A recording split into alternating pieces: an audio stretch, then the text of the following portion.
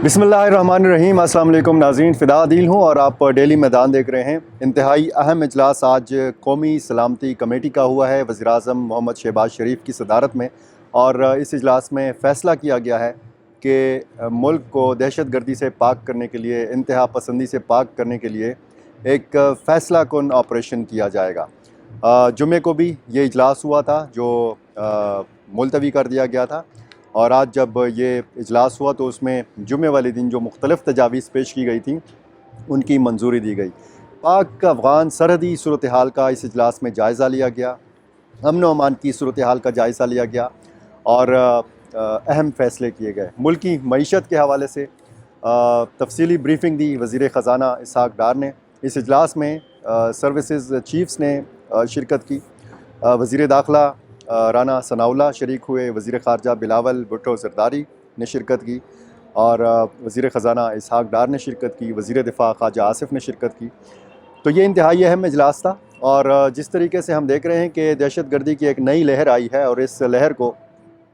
पिछले अदवार में जब हम माजी करीब में देखते हैं कि दहशत गर्दी यहाँ पर थी खैबर पख्तूनख्वा के अंदर या मुल्क के दूसरे शहरों के अंदर, बलूचिस्तान में, खैबर पख्तूनख्वा में जो कबायली हमारी पाक अफ़गान सरहदी पट्टी है यहाँ पर जो होती रही, तो कहा जा रहा है कि ये जो नई लहर है ये माजी की निस्बत बहुत ज़्यादा ख़तरनाक है। ऑपरेशन का फ़ैसला किया गया है और कहा गया है कि ये फ़ैसला कुन ऑपरेशन होगा। ये ऑपरेशन जो होगा ये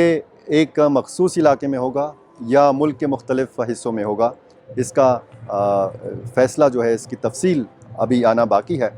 लेकिन बहरहाल ये फ़ैसला किया गया है कि एक ऑपरेशन जो है वो किया जाएगा, ऑपरेशंस किए जाएंगे। बल्कि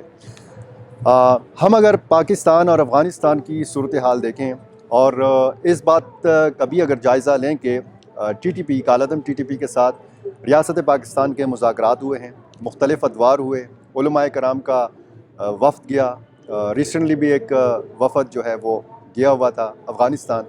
और फिर बैरिस्टर मोहम्मद अली सैफ़ की क़यादत में हमने देखा कि मुज़ाकरात के मुख्तलिफ़ अदवार हुए काबुल के अंदर, और फिर हमने ये भी देखा कि TTP के मुतादिद लोगों को रिहा भी किया गया। अब हाल ही में कुछ दिन पहले, 1-2 दिनों की बात है कि अफ़गान हुकूमत ने वज़ीर दाखिला राना सनाउल्लाह के बयान पर ख़ासा सख्त रद्द-ए-अमल दिया है, और इस बयान के मुताबिक TTP के महफूज ठिकाने हैं अफ़गानिस्तान के अंदर। ये सूरत हाल जब हम देखते हैं और फिर हम कबायली अज़ला की बात करें, दहशत गर्दी की नई लहर के हवाले से बात करें, और फिर हम अपने सियासी अकाबरीन को देखें, एक तरफ जब हम देखते हैं कि कौमी यकजहती की ज़रूरत है, इत्तेफ़ाक़ राय की ज़रूरत है, इत्तेफ़ाक़ और इत्तेहाद की ज़रूरत है, यूनिटी की ज़रूरत है, तो दूसरी तरफ हम ये भी देखते हैं कि सियासी बयानबाजी होती है। एक हुकूमत दूसरी हुकूमत के ऊपर इल्ज़ाम लगाती है, ब्लेम गेम है। जैसे हम पाकिस्तान और अफ़गानिस्तान के हवाले से अगर बात करें तो यहाँ पर भी ब्लेम गेम है, बजाय ये कि इस मसले को हल किया जाए, इसके हल के लिए तजावीज़ दी जाए। जमीयत उलमा इस्लाम ने कल पेशावर के अंदर APC बुलाई, आल पार्टी कॉन्फ्रेंस बुलाई, यानी कुल जमाती कॉन्फ्रेंस, लेकिन इसमें तहरीक इंसाफ शामिल नहीं थी। तो ये कसीरुल जमाती कॉन्फ्रेंस इसको कहा जा सकता है, क्योंकि कुल जमाती कॉन्फ्रेंस वो होती है कि जिसमें तमाम की तमाम सियासी जमातें शामिल हों। अमन व अमान की बिगड़ती सूरत हाल की तमाम तर ज़िम्मेदारी इस कसीरुल जमाती कॉन्फ्रेंस में डाली गई खैबर पख्तूनख्वा हुकूमत के ऊपर। इसी तरह अगर हम कौमी सलामती कमेटी के हवाले से बात करते हैं तो इसमें वज़ीर आला खैबर पख्तूनख्वा महमूद ख़ान को मदऊ नहीं किया गया। बाकी वज़राए आला जो हैं उनका मुझे नहीं पता, लेकिन ये सूबा बराह रास्त दहशत गर्दी से मुतासर हुआ है। होना तो ये चाहिए था कि कौमी सलामती कमेटी में वज़ीर आला खैबर पख्तूनख्वा को भी शिरकत की दावत मिलती, वो उसमें शरीक होते, या खैबर पख्तूनख्वा हुकूमत का कोई नुमाइंदा इस इजलास में शरीक होता। इस हवाले से ब्रीफिंग दी जाती कि खैबर पख्तूनख्वा के अंदर पुलिस जो बराह रास्त कंट्रोल में है खैबर पख्तूनख्वा हुकूमत के, उस पर किस हद तक हमले हो रहे हैं, किस हद तक ये पुलिस मौसर है दहशत गर्दी के ख़िलाफ़। और जब हमने बन्नू में CTD के मरकज़ के ऊपर हमला देखा, या वहाँ पर एक जो यरगमाल बनाए गए लोग थे वो सूरत हाल देखी, फिर हमने बन्नू डिवीज़न के हवाले से भी बातें सुनी कि वहाँ पर कहा गया कि जी किसी फ़ौजी ऑपरेशन का इम्कान है, तो उसकी फ़ौरी तौर पर डिप्टी स्पीकर कौमी असम्बली ज़ाहिद अकरम दुरानी ने तरदीद भी की और उन्होंने ये बताया कि उनकी वज़ीर दाखिला राना सनाउल्लाह से और वज़ीर आज़म हाउस के हुकाम से बात हुई है। ऐसा कोई फ़ैसला नहीं किया गया कि बन्नू में किसी किस्म का ऑपरेशन जो है वो लॉन्च होने जा रहा है। ये सूरत हाल जब हम देखते हैं और हम दूसरी तरफ सियासत को देखते हैं, तो सियासत हमारी जो है वो ख़त्म नहीं हो रही। खैबर पख्तूनख्वा हुकूमत इल्ज़ाम लगाती है वफाकी हुकूमत के ऊपर कि सरहदों की जो हिफाजत की ज़िम्मेदारी है वो वफाकी हुकूमत और वफाकी जो इदारे हैं उनके ऊपर है। इसी तरह वफाकी हुकूमत के जो नुमाइंदे हैं, जो वज़रा हैं, वो खैबर पख्तूनख्वा हुकूमत पर इल्ज़ाम लगाते हैं कि खैबर पख्तूनख्वा हुकूमत अमन व अमान की को कायम रखने के हवाले से नाकाम हो गई है। एक दूसरे पर इस हवाले से भी इल्ज़ाम लगाया जाता है कि जी खैबर पख्तूनख्वा हुकूमत इल्ज़ाम लगाती है कि वफाक ने उसके फ़ंड्स रोक रखे हैं, पैसे नहीं देती वफाकी हुकूमत खैबर पख्तूनख्वा को। मौलाना फजल रहमान साहब से जब इस कॉन्फ्रेंस के अंदर पूछा गया इसी हवाले से कि खैबर पख्तूनख्वा हुकूमत को पैसे क्यों नहीं मिल रहे, तो उनका जवाब ये था कि वज़ीर आला और ये खैबर पख्तूनख्वा हुकूमत तो बार बार कह रही है कि जी हमने असम्बलियों को तहलील करना है, असम्बली को तहलील करना है, हुकूमत का ख़ात्मा करना है, तो हम किस लिए इस सूबे को पैसे दें।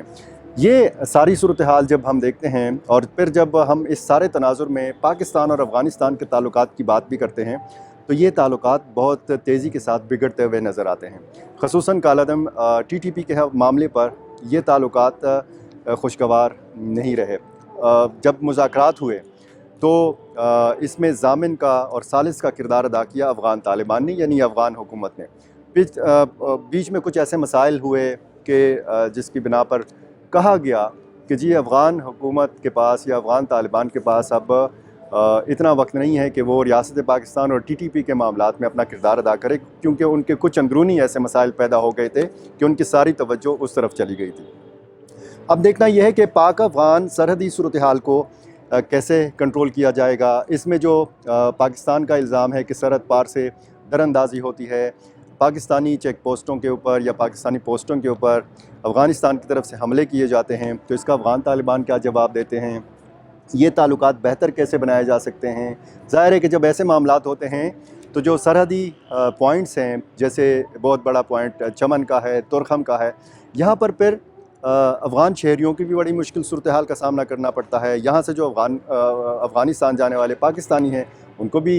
मुश्किल सूरत हाल का सामना करना पड़ता है। यानी दोनों ममालिक के लोग जो हैं, जो आमद व रफ्त करते हैं तिजारत के हवाले से, इलाज के हवाले से, बाकी जो इनकी आपस की रिश्तेदारी है, तो जो पाकिस्तान और अफ़गानिस्तान के आम शहरी हैं उनको फिर सफ़र होना पड़ता है, उनको फिर मुश्किल सूरत हाल का सामना करना पड़ता है।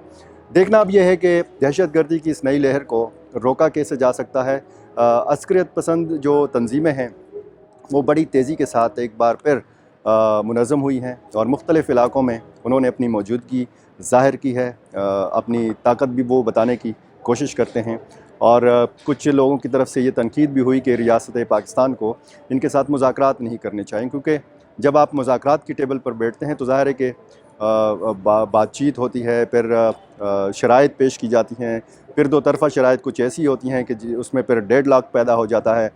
फिर आखिर में जब नतीजा निकलता है तो फिर वो ऐसा ही नतीजा होता है जो इस वक्त हमें नज़र आ रहा है।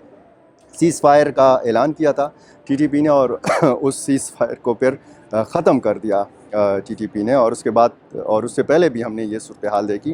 कि काफ़ी मखदूश सूरत हाल है अमन व अमान की। कौमी सलामती कमेटी के ये फ़ैसले और इन फ़ैसलों की तफसीलात जब आएंगी तो पता चलेगा कि बलूचिस्तान के हवाले से क्या फ़ैसले किए गए हैं, खैबर पख्तूनख्वा के हवाले से क्या फ़ैसले किए गए हैं, और खैबर पख्तूनख्वा के ख़ुसूसन वो कौन से इलाके हैं कि जहाँ पर ऑपरेशन जो है उसका इम्कान हो सकता है। तो ये ताज़ा तरीन सूरत हाल थी, और मज़ीद भी ऐसी ताज़ा सूरत हाल सुनने के लिए, जानने के लिए हमारे साथ रहिए। शुक्रिया।